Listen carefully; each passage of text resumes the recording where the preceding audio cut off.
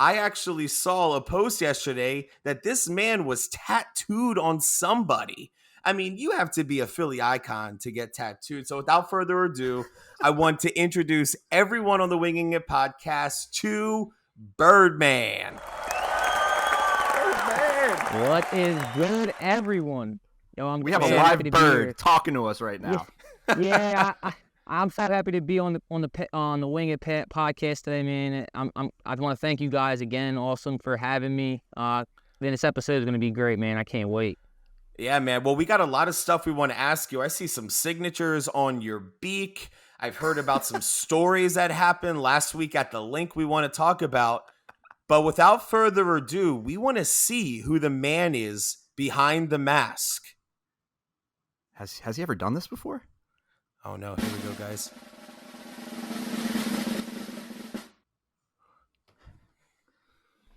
There it is. One of us. Everyone. One of us. He's all right, human. Man. So he's beautiful. So we have the Birdman. Birdman, what's your real name? What's your story? Where are you from? Tell us a little bit about yourself. So yeah, my name's Joey. I'm from Philadelphia, Port Richmond area, the neighborhood in Philly. So basically, you know, I went to high school at Roman Catholic High School, Philly native, born and raised. I'm a United States Army veteran, you know, and I have 3 beautiful kids and a wife, and currently living in Jersey.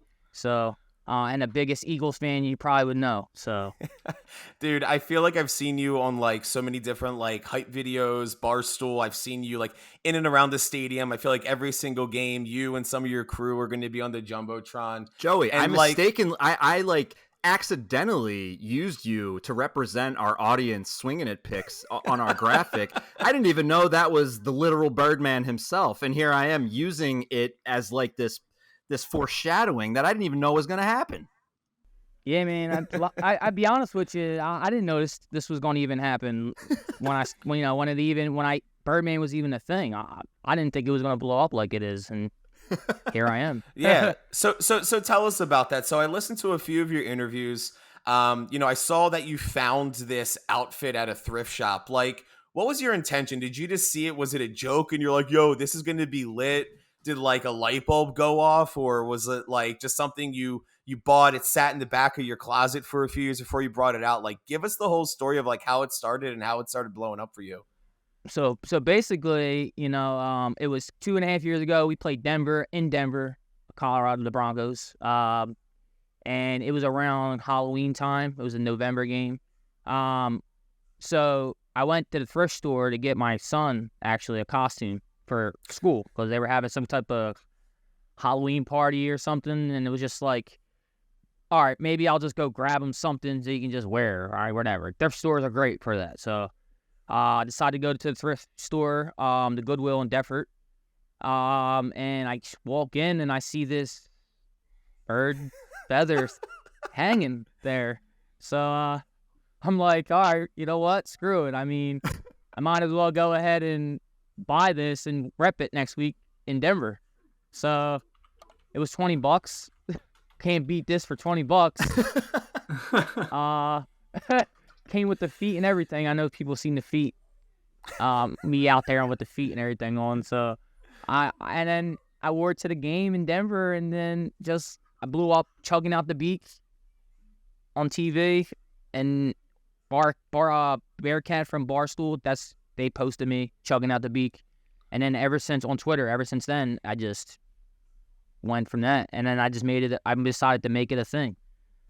So I imagine you're a season ticket holder, or I know you go to a ton of games. Are you always in uniform, always ready to go as Birdman? Yeah, I mean, I don't have season tickets. Well, I wish. I kind of just go with the flow. So I go to the games. If it's a home game, I'll buy the ticket the day of, about a couple hours before. But if it's an away game, I'm trying to buy the ticket a day before, just in case, you know, I'm going to make the money to go there. I'm going to make sure I need a ticket. So, but yeah, the minute I drive my car onto the tailgate, or if I'm taking an Uber from our away game. I'm in costume from then through the tailgate parking lots and getting my videos and the content I need. You've probably seen many of them out there. And when I get in the game, the mask is always on because God knows the cameras flow and gets me on. I don't want, obviously, this showing on TV. So Birdman, you said you don't buy tickets until a couple hours before the game. Have you found some kind of arbitrage opportunity where you can get tickets the cheapest at a certain time right before the game? Tell us your secrets. Yeah, basically, I just stalk Game Time, Ticketmaster, everything about 2 hours before the game.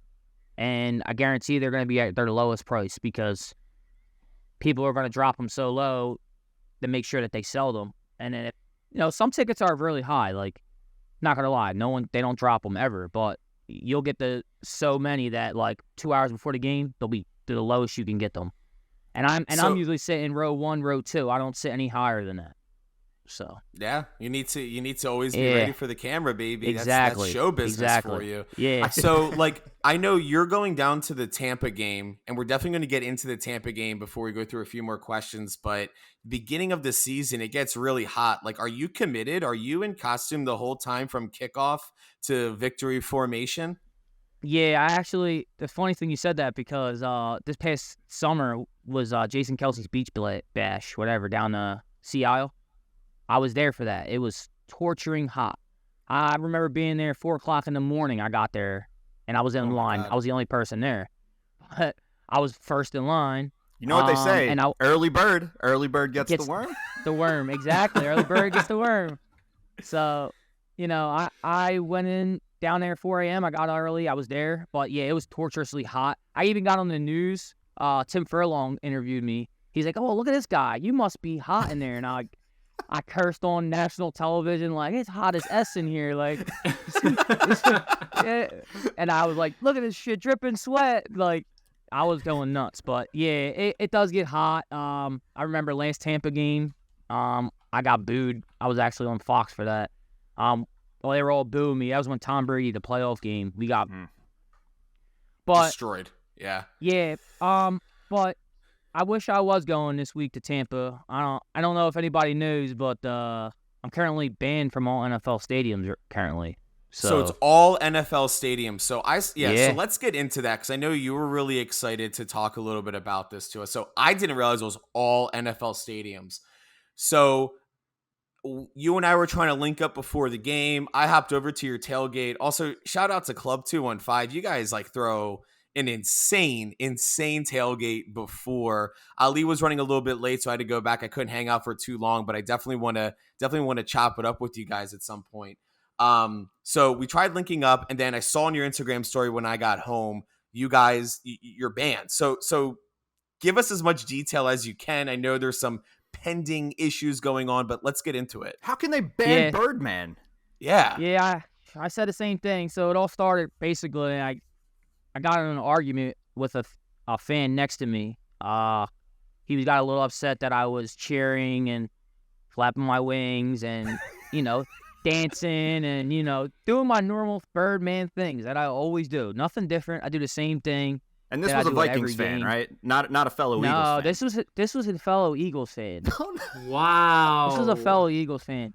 Yeah, so basically the plot thickens. We got into a confrontation, like not physical, but like an argument saying like he's like, "Hey man, can you wash your arms? You're getting in my wife's face. You're blocking her view." Watch your beak, bro. Yeah, pretty much. But I told him, like, hey, man, listen, I got minimal visibility through this mask. I can barely see it I try to enjoy the game as much as possible because this mask, is you really can't see out of it. Just being honest with him. And I was like, I'm in this suit. It's bulky. We're in here squished like sardines. And, there's barely time to move. So, he was like, okay, man, just try whatever. I said, okay, sure. So I sat down. Next thing you know, DeAndre Swift runs that did a 15-yard line. Yeah. And I went nuts. I was cheering, going off. Rightfully so, by the way. Alex and I were there, and we did the exact same thing. Keep going. Sorry. Yeah. No, you're good. So then this when the dude stood up and he was like, man, I told you already, next time I'm just going to punch you in your mouth.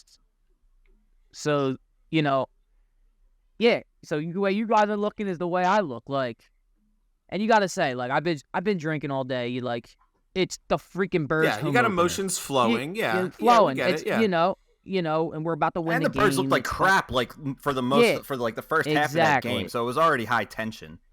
Yeah, and I was a little worried. I was worried myself. We were going to lose it. We weren't going to pull through. So, so I got a little heated. I took my mask off, and then that's when the bickering started going. And I told him, punch me in my mouth then, and that's when security got involved. They initially talked to me, and they were like, "Hey man, just calm down. Try to stop being so obnoxious and loud. Loud. That's what he said. Stop being so obnoxious and loud. I didn't know you can't be loud at a Lincoln stadium. Financial at a home game. Yeah. So I basically was like, right all after right. the DeAndre Swift run. Yeah. It's not like we're inside a dome. We're at a real outside stadium. Then he scores stadium. the touchdown. Yeah, and then he scores the touchdown. Like, so I scores the touchdown, and then I go bananas again, and then that's when they start escorting me out. But what goes further on, I can't really discuss. But if anybody does want to know the full story, just get with me on the side. I just don't want to post it on. So that's out kind there, of that's kind of ridiculous, man. So I've had season tickets for the last 4 years. Now I will admit, like, we sit up in the club level, so I don't know. It's not as like rowdy as it is like down by the field, but there's so much banter and so much trash talk back and forth, and people pushing and getting out of the way. But it's all like, homie, you're dressed up as a giant bird. Like, that's like the entertainment. That is like part of the thing. Like, you are doing the Eagles a favor by dressing up as their mascot, showing the entire United States how dedicated their fan base is, which is impacting their ratings and the way people perceive our city. And you get the ban? That's like worse than like that Cubs fan catching that home run ball, right? That like cost them that game. Steve Bartman, yeah. Yeah, everyone knows Steve Bartman, but nobody knows the outfielder's name that let that go, right? Like that's like that's the actual atrocity there. So yeah. What's and the next? fans like, were booing them. The fans were booing them, like, let them stay. Like, they were on my side. Like, I was walking out. And, oh man, the only acceptable fight that anyone could possibly pick with Birdman, like, if it's not Swoop, then everyone needs to just like go away. Like, I can understand Swoop being like, "Yo, you're trying to step on my bird toes right now. I'm not having it." But if Swoop it's loves me. Exactly. So it's like so from here, like, that kind of like ruined a lot of stuff for me. I'm not gonna lie, I've been really down in the dumps past couple days. You can ask anyone. I really isolated myself because before this all came about, I fight a lot of mental health issues. And Birdman is my outlet now. That is my hobby. Like, everybody's hobby is, going out with their friends or going to the movies or going play sports or whatever. Well, my hobby's Birdman. Mm-hmm. And, seeing the smile on fans' face when they see me, see the smile on these kids' faces when they see me.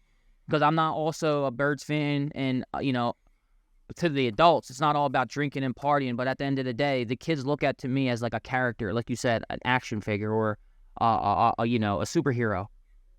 So it kind of hurts me a lot that, I put all this money, this time, this dedication, go to every single game, always sit in front row, to just get banned like that. It's like they ripped it right out of me, and Joe, and this you is bring my up such outlet. a good, yeah, you bring up such a good point.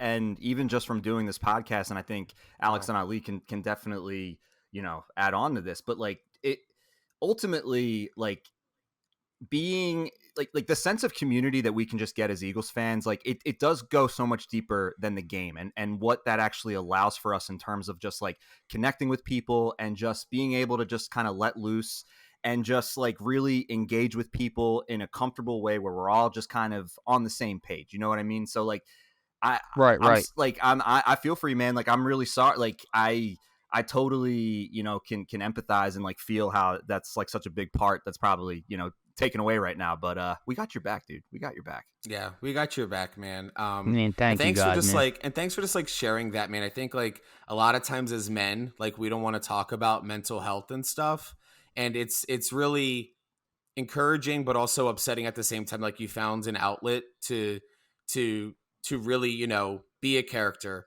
show up at 4 a.m. to an Eagles party, you know, weather the blistering heat, just to get a reaction from fans. So we hear you, man. We're rooting for you in your appeal. Let us know if there's anything we can do to kind of help with all of that. Appreciate you guys. Thank you, man. Birdman. So yeah, like I said, so my bad. I just wanted to add this quickly. So Tampa, I know you said I'm getting ready to go and all that. So I won't be going to Tampa. I was hoping to go. I bought my flight. I was ready to go. But I'm not going to risk getting arrested in Tampa. So, Anywhere but Florida. Anywhere yeah, but Florida. I'm honestly going to wait. I'm not going to say this right now. Like, I'm going to go give it a try at MetLife when we play the Jets. And I'm going to go give it a try. Birdman, full Birdman decked out. And I'd rather get arrested in Jersey if I'm going to get arrested, honestly. And I'll do it for the Birds. But, you know, but I don't think I'm going to let anyone stop me from continuing this journey that I built for myself. So I appreciate that you reminded everyone that they are the New Jersey Jets and the New Jersey Giants, because man, not New York. not New York. Birdman, I appreciate the conversation that we had in the green room, as well as in your introduction. You mentioned that you're a veteran. As a fellow veteran, first of all, thank you for your service. Talk to us a little bit about that. Talk to us about how it was like to sort of come back and transition from the service, which I know was a very difficult time for me personally. How was that for you? How have you sort of used that part of yourself to sort of advance any initiatives that you wanna push forward today? So basically, you know, when I first got out of the military, it was very hard for me. I actually was homeless. I was living in my car in the Taco Bell parking lot on Aramingo Ave. My cousins worked at the Taco Bell, so he would come out and give me food just so I could eat. And I didn't have nothing. You know, I had a dad. My dad's still alive, you know, and my mother passed away, obviously, when I was in the service, for anyone that don't know that. So, yeah, I did lose my mother while I was in service. So I came home to really a brother and a dad, but, you know, they have their own life. They're not just going to put their life aside, and I don't blame them. You know, I'm a grown man, you know what I mean? So I had to suck it up and do what I had to do. So I wound up living in my car for a couple months until I got connected with the VA. And the VA, you know, there's a lot of stuff out there that goes on. It says the VA is such a horrible place, and but I didn't find it as a horrible place. It actually really helped me out. And, you know, I thank God every day that, you know, that I was introduced to the VA, because without them, I don't know where I'd be today. But basically, with that being said, I wind up getting a job at the VA. That's my full-time job. I work in the emergency room as an ICT technician, which is a high-tech, advanced tech, and I could do all this job as a nurse. Just can't get medication. So that's a big plus for me.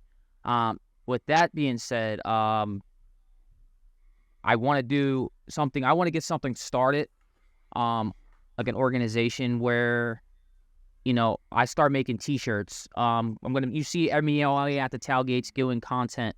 I want to sell these T-shirts, something like a Wings for Warriors, like Bird Wings for Warriors. And I'm going to take a percentage of every T-shirt I sell and donate it to a veteran organization, new one every week. So it could be, you know, Wounded Warriors Project.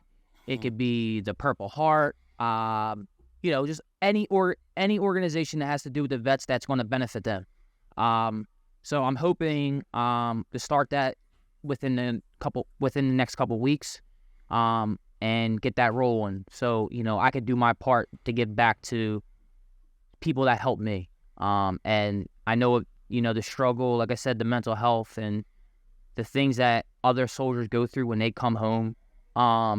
and it's not very good. There's a lot of other soldiers out there that deal with the same exact thing that, come home. They don't know how to transition, or they're difficult finding help because nobody wants to help them, So I just want to give back to the people that helped me get to where I'm at now. So that's basically. Man, that's so awesome. Like, especially you experiencing the struggle.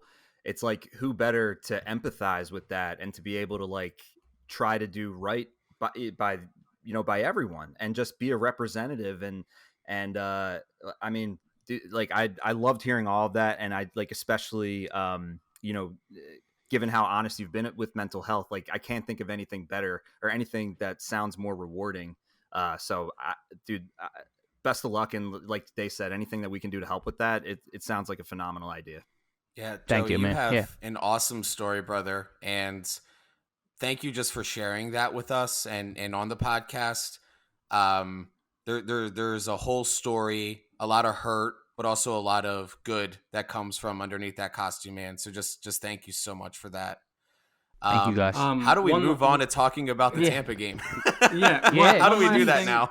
Yeah, I don't one know. last thing that I'll say here, Joey, because I think you've inspired me with this story, because every year on Veterans Day, people who know me as a veteran come up and thank me for my service. And my usual response to that is, don't thank me for my service, right? Because I think generally as a population, we feel good when we're seeing a national anthem. We see the troops, we see the jets fly over.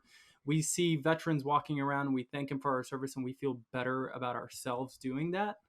But that's not Right. enough, right? That is not No. enough. There are No. still 23 service members every single day, or I'm sorry, 23 veterans every single day who commit suicide in this country. There are still tens of thousands of homeless veterans across this country. So if you truly want to thank a veteran for their service, there are plenty of organizations out there. And Birdman, I appreciate your idea of donating a percentage of those proceeds to veteran organizations. Find your nearest local veteran organization, find national veteran organizations, give money. Thanking them for their service, thanking us for our service is not enough. You're right, man. That's absolutely, you didn't hit that any better on the head than what you said, man. So, and I totally agree with you, man, for sure. Yeah. All right, We'll how are we definitely gonna- use we'll use our network to boost whatever you want, man. Andrew's in Philly. I'm in the burbs. Ali will fly down from Minnesota. We will find a way to get out there, man. So just say the word and we're there, man. Thank you so much for that. I'm right at Somerset and Tulip, so you and I, we could have been neighbors. Who even knows? You know what I mean? Gee. Yeah, well, I grew up at Cedar and Cambria, right across from the Hawks. Seriously, I could probably, that's stone's throw away.